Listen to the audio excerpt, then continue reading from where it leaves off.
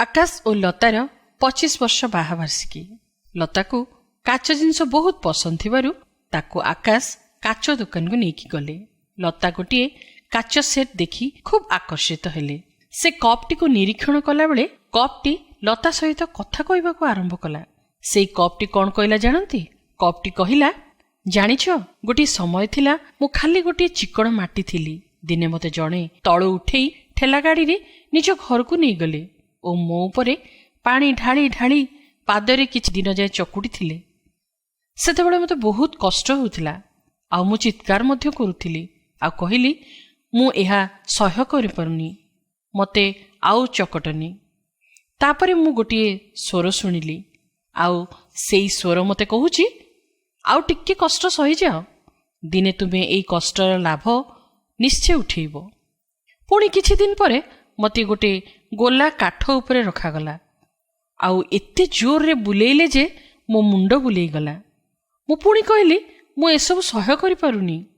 सेतेबेले से स्वर पुनर्बार कहिला आउ अल्प समय एई कष्टर लाभ तुमे निश्चय दिने पाइबो।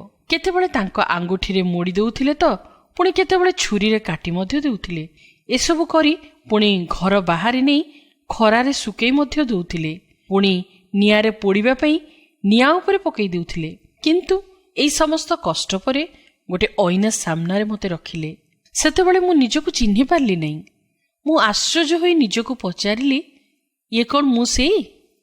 सेतेबेले मोर कुंभार हसिकी मते कहिला, मु कहिथिली ना दिने तुमे एई कष्टर लाभ देखिबो। हाँ प्रिय श्रोता बंधु, कौन आपण को भी लगुछि आपण जीवन पद तले दली होउछि बोली? कौन शारीरिक और मानसिक कष्ट रे आपण हृदय जली जाउछि? निराश हुंतु नहीं। आपण कुंभार अर्थात आमर प्रेमिक ईश्वर आपण अस्तित्व और आपण धैर्य को से बलिष्ठ करुछंती, जद्वारा आपण बल और आंतरिक सौंदर्य समस्त सम्मुखरे प्रदर्शित हब।